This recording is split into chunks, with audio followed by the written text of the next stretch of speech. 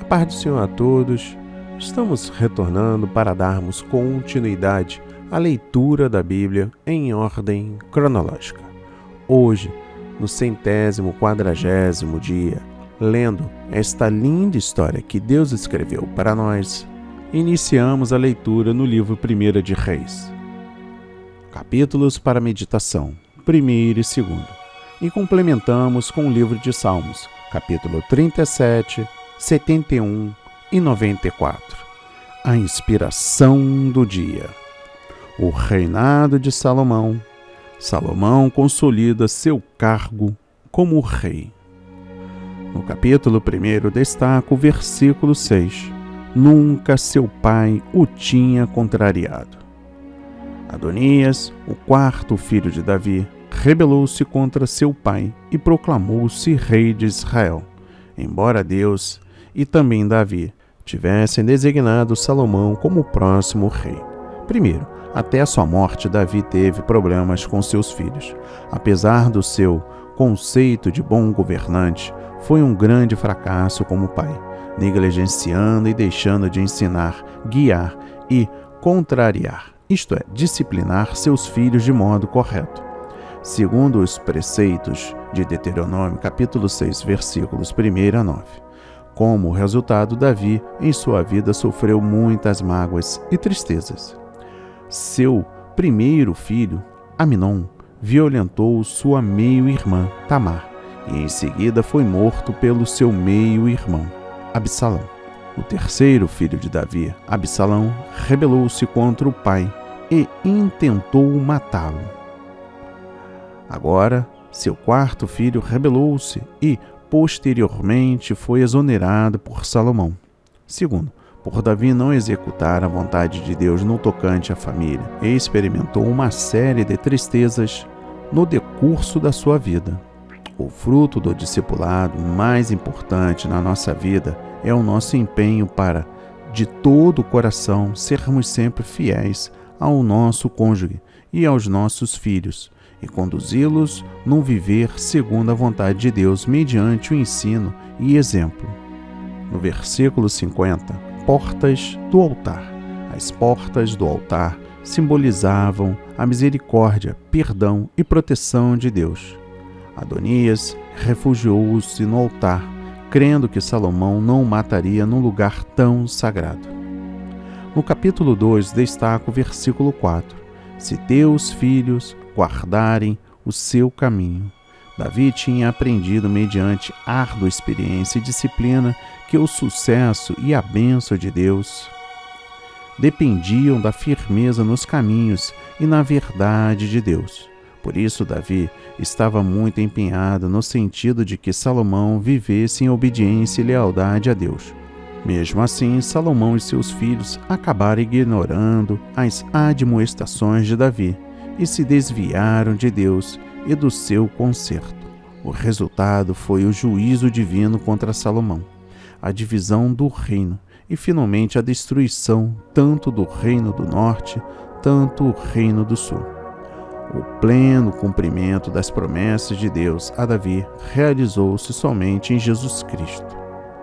No versículo 5 destaco, Joabe fez os 2 chefes do exército. Davi instruiu Salomão a começar seu reino executando justiça contra Joabe, que era digno de morte por ter assassinado Abner e Amasa. No versículo 9 destaco fazer que deixam a sepultura com sangue. É lamentável que a última ordem registrada de Davi a Salomão foi para cometer o mal que o próprio Davi jurara que não faria. Davi, portanto, estava quebrando sua promessa feita a Simei. Essa severidade inclemente não deve ser atenuada como algo agradável e justo diante de Deus, nem tampouco deve ser julgada unicamente segundo os padrões do Novo Testamento. E por fim, o versículo 27, para cumprir a palavra do Senhor. Quase 120 anos antes disso, o homem de Deus pronunciara uma palavra profética ao sumo sacerdote Eli, a respeito do castigo divino contra a sua casa. parte dessa profecia cumpriu-se logo. A outra parte requereu um longo tempo. A remoção de Abiatar do sacerdócio era parte do cumprimento da palavra de Deus a Eli. Deus nunca se esquece. Ele sempre vela sobre sua palavra para a cumprir.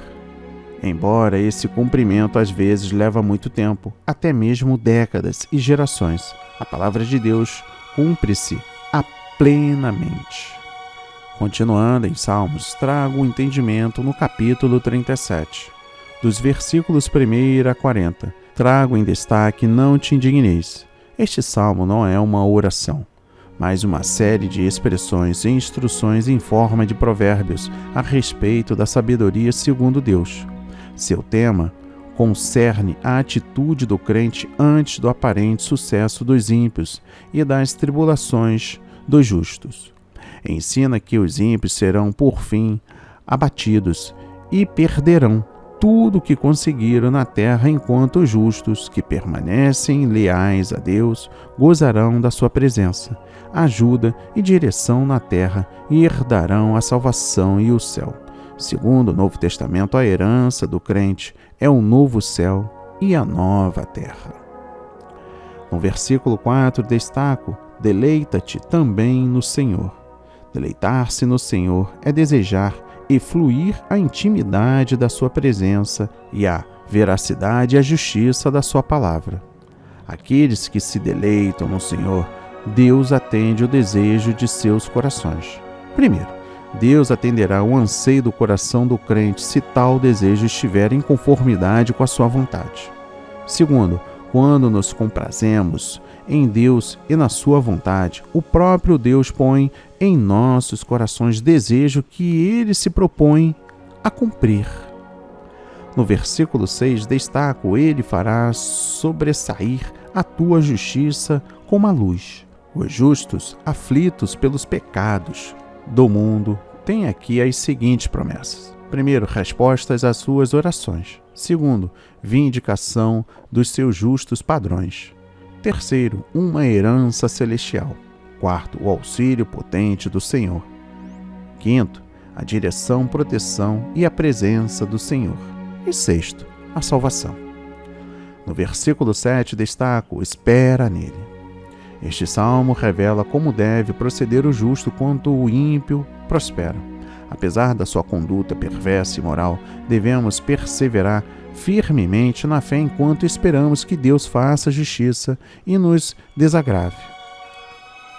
É possível ter paciência nas aflições e sofrimento com a ajuda do Espírito Santo, o qual nos dá a certeza de que, em breve, Deus nos retribuirá e castigará os ímpios. No capítulo 71, destaco os versículos 1 a 24. Em ti, Senhor, confio. Este salmo contém a oração de uma pessoa idosa que enfrenta dificuldades e que precisa da ajuda de Deus para livrá-la dos seus inimigos e aflições. Tem andado nos caminhos de Deus desde a mocidade e teve grandes problemas na vida. Porém, manteve sua fé e confiança em Deus. Sua decisão é firme quanto a viver o restante da sua vida confiando em Deus para lhe conceder poder e bondade. No versículo 9 destaco: no tempo da velhice, quando as forças físicas começarem a falhar e os males do envelhecimento se tornarem evidentes, devemos recordar a providência de Deus nos dias passados. Nele confiar como nosso protetor, ajudador e sustentador no caso da nossa vida. E na hora da morte, quando cessam as forças físicas, devemos saber que Ele não nos abandonará, mas estará perto, quando então nos conduzirá pelos seus santos anjos à sua presença celestial. E por fim o versículo 18. Até que tenha anunciado o teu poder a todos os vindouros. A esperança e o propósito da vida do salvo devem se viver para Deus, na plenitude do seu espírito, de modo que seu poder e sua bondade sejam claramente manifestos em nossas vidas.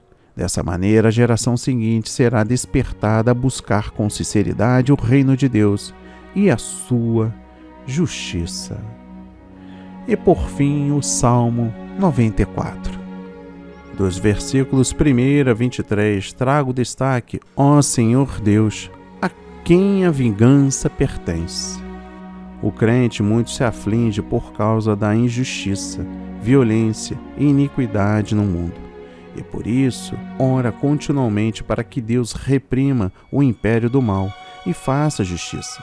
Jesus declara que seus escolhidos devem clamar a Ele de dia e de noite, para que depressa lhe faça justiça. O anseio do crente pela prevalência da justiça, bem como sua compaixão pelos injustiçados, deve levá-lo a orar pela vontade de Cristo para que ele reine sobre a terra com justiça. Que a palavra de hoje toque o seu coração, transforme a sua vida para a honra e a glória do Senhor. Leia a Bíblia diariamente, pois este é o verdadeiro canal em que você aprende, se alimenta, conhece a verdade e ouve a voz de Deus. Amém e graças a Deus.